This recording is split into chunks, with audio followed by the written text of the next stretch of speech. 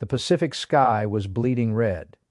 It was late 1943, somewhere above the Solomon Islands, where the air shimmered with heat and death. The sun hung low, blinding, reflecting off the rippling sea that stretched endlessly below. From the haze, a streak of silver cut across the horizon, a Japanese Zero, its wingtips peppered with bullet holes trailing smoke. The pilot's breathing was heavy, his hands trembling on the stick. He had seen this before, the sudden flash of blue, the thunder of guns, and then nothing. He banked hard, searching the clouds. But the hunter was already behind him. A dark silhouette rose from the glare, almost invisible until it was too late. The last thing he saw was a set of white stars on a Navy fuselage, and beneath the cockpit the painted grin of a Hellcat. When the rounds struck, they didn't come in a burst. They came like a hammer. The Zero disintegrated mid-air, scattering pieces into the sea below.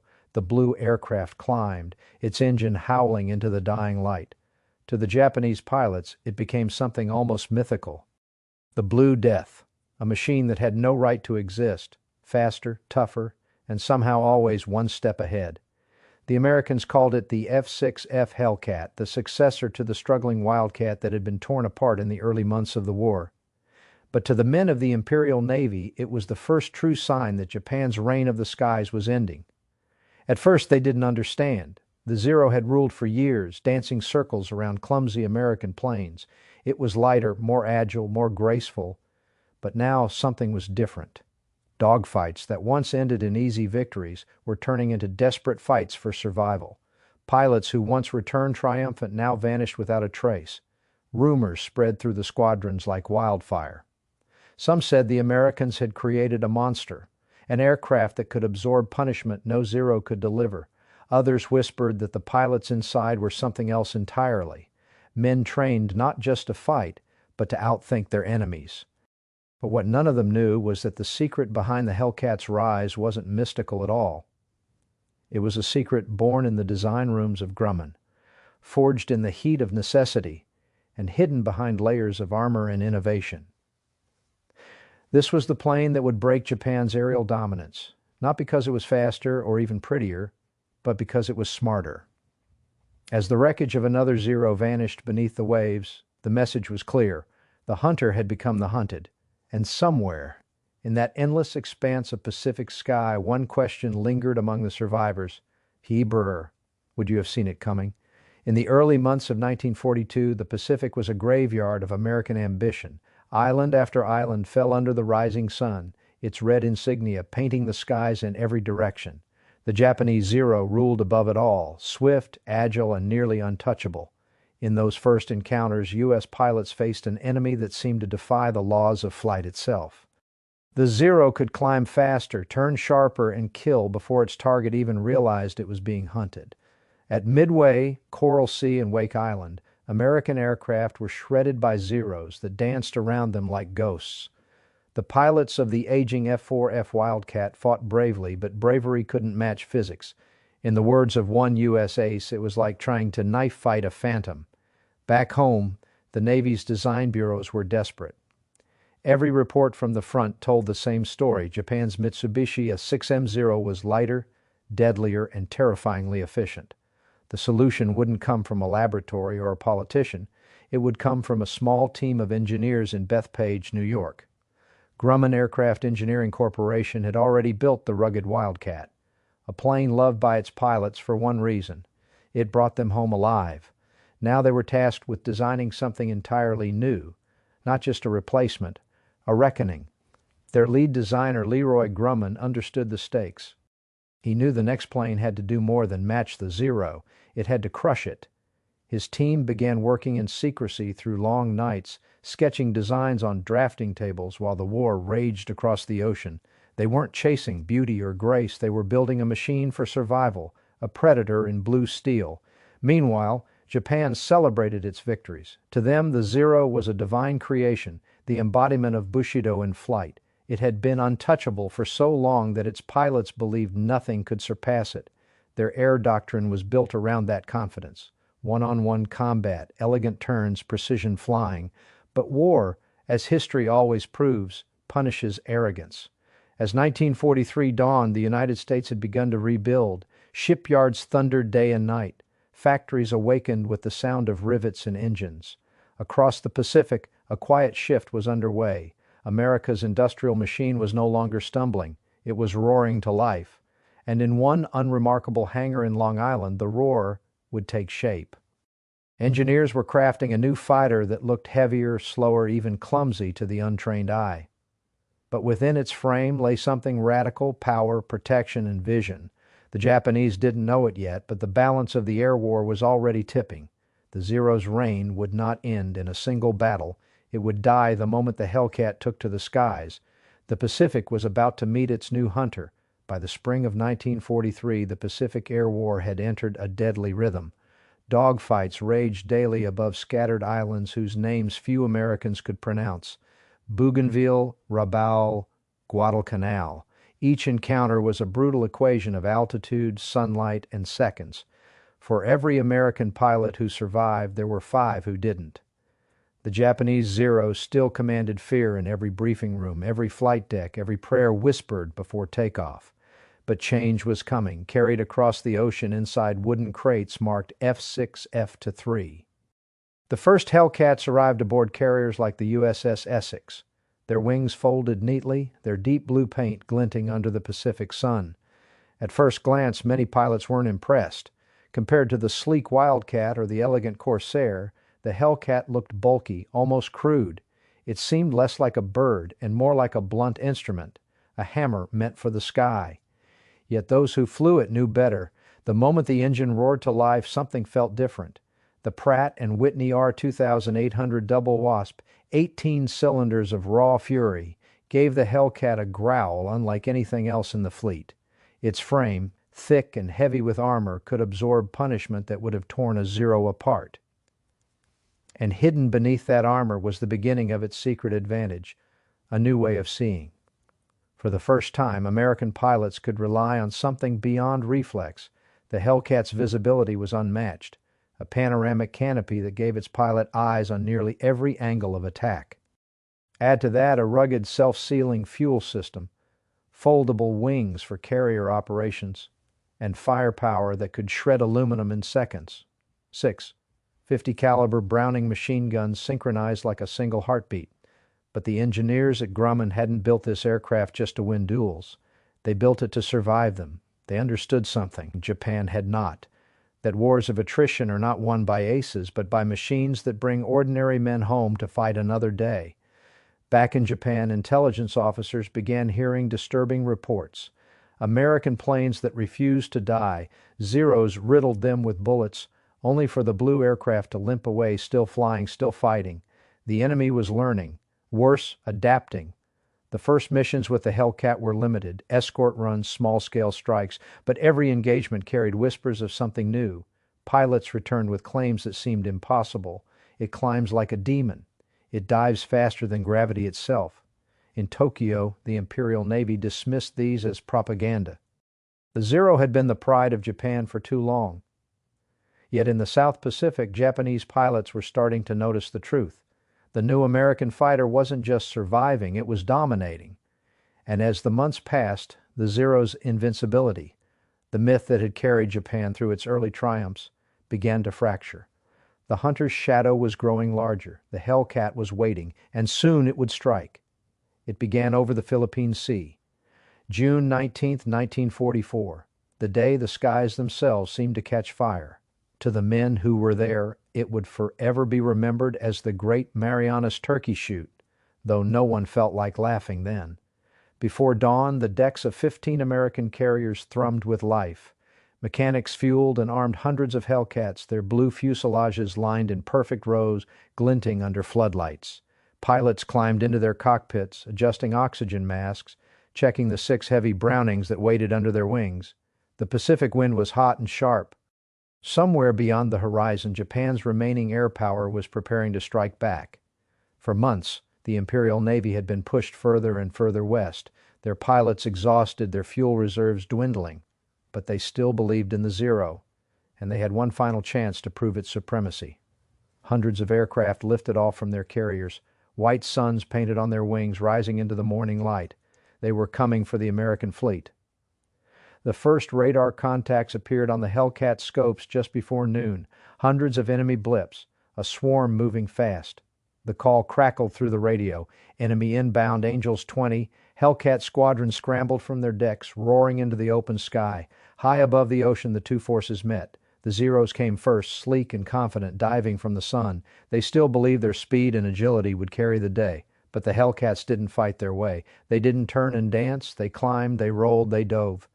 Each pilot used the vertical space like a weapon, keeping the fight on their terms. The air exploded with tracers. Gunfire stitched across the sky, white smoke curling from shredded wings. Hellcats cut through the enemy formations like knives through silk. Where the Wildcat had struggled, the Hellcat dominated. In seconds, it became clear. This was not the same war Japan had begun. One by one, Zeros burst into flame, spiraling into the sea. American pilots, some fresh from training, were downing veteran aces in seconds. They were astonished by their own survivability.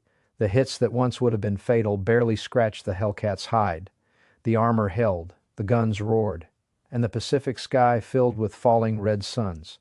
By sunset, the ocean was littered with debris. Japan had lost more than 300 aircraft in a single day, the heart of its naval air arm. The Americans had lost barely a fraction.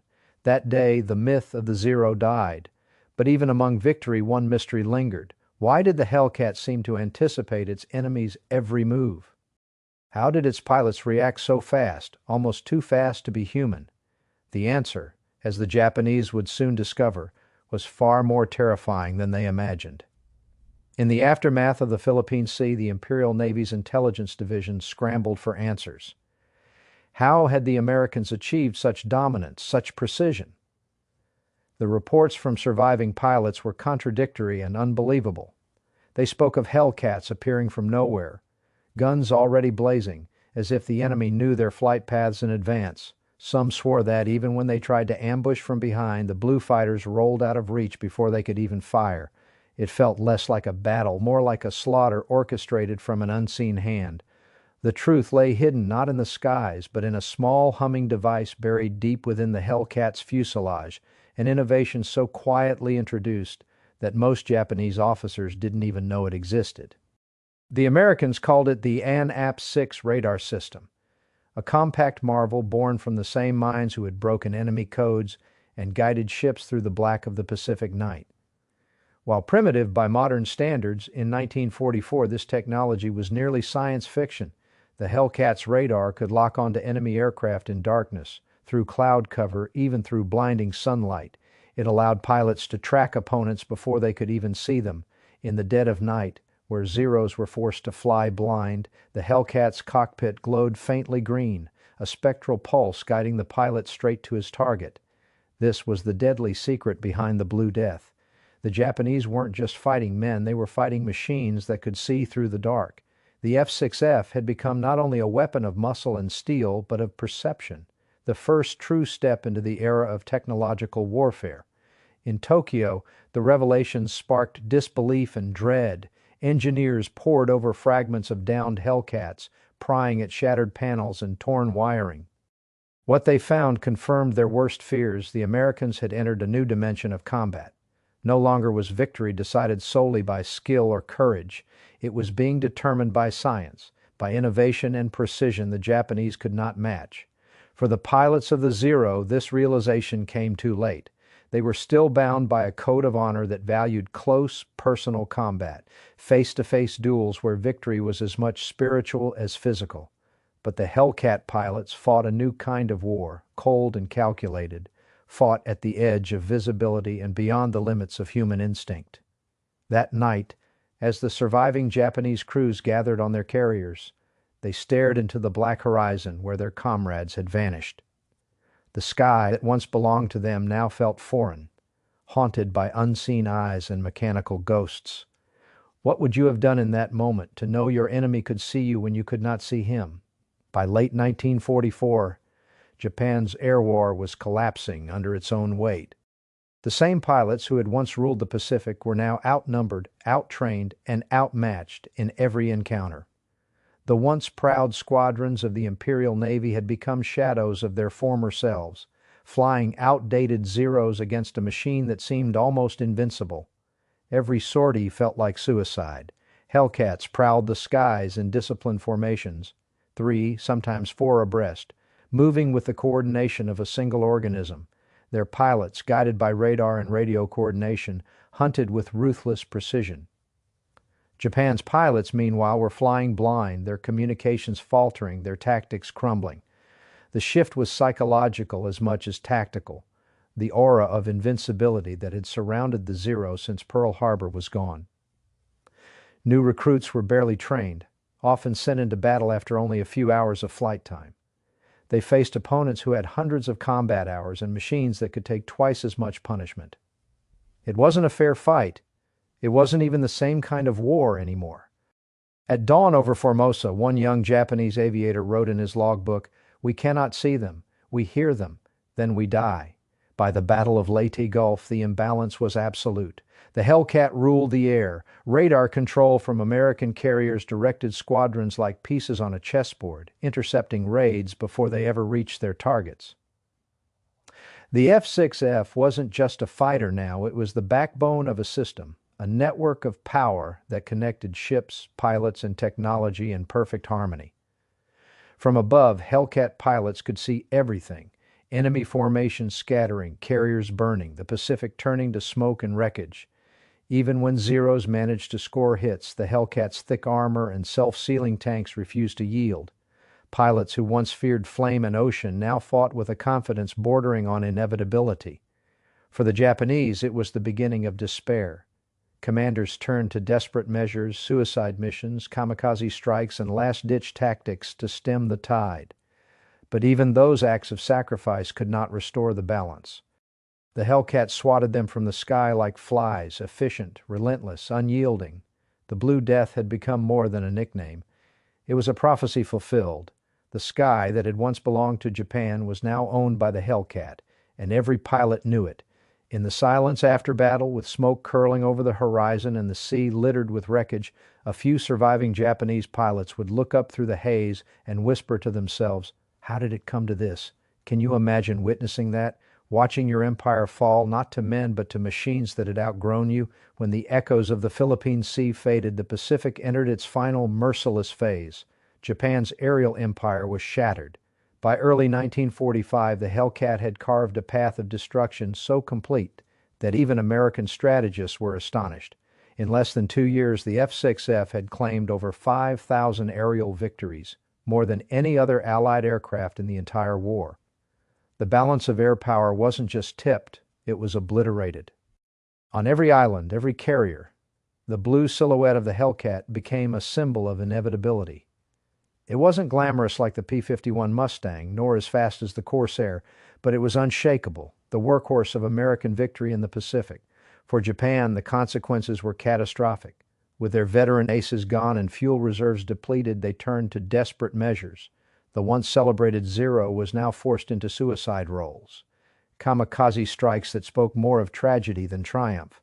Young pilots, barely out of training, were strapped into planes with enough fuel for only a one-way flight. Their commanders told them it was the honorable path.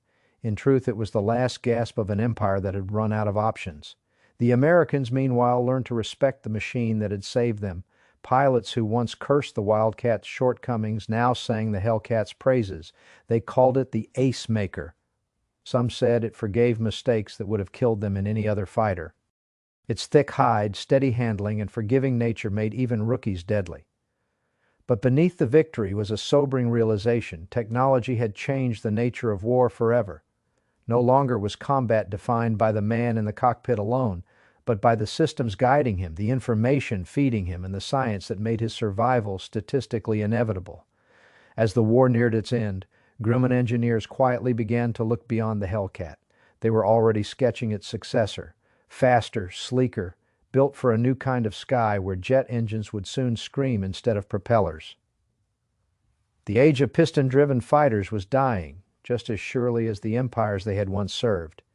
When Japan finally surrendered in August 1945, the Hellcat's job was complete. From the first chaotic encounters in 1943 to the final strikes on Okinawa, it had proven one truth above all, that in war, adaptation is the greatest weapon of all. And on airfields across the Pacific, as mechanics powered down the last of their engines, the silence that followed felt almost sacred, a pause between eras, between the fury of what had been and the uncertainty of what would come next. The Blue Hunter had done its work. The skies were quiet again. The war ended as suddenly as it had begun, in smoke, silence, and surrender. Yet for the men who had lived it from the cockpit, the echoes of those battles never faded. The Pacific may have grown calm again, but in their memories the sky was still burning. And among all the aircraft that had ruled those deadly years, one remained etched in legend. Not for beauty, but for what it represented, the F-6F Hellcat.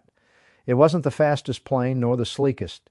It didn't capture imaginations the way the Mustang did over Europe. But in the Pacific, it was the plane. It was the turning point. The moment when the hunter became the hunted, when the United States finally broke the myth of the zero and reclaimed the skies one fiery battle at a time. In the end, the Hellcat destroyed nearly 75% of Japan's entire naval air power. Yet its true legacy wasn't written in numbers. It was written in what it changed. It showed the world that wars are not won by pride or tradition. They are won by innovation, by adaptability, and by the men who dare to trust the machines built for them. For the Japanese pilots who faced it, the Hellcat became something almost supernatural, a ghostly symbol of an enemy that had learned, evolved, and turned their own lessons back upon them.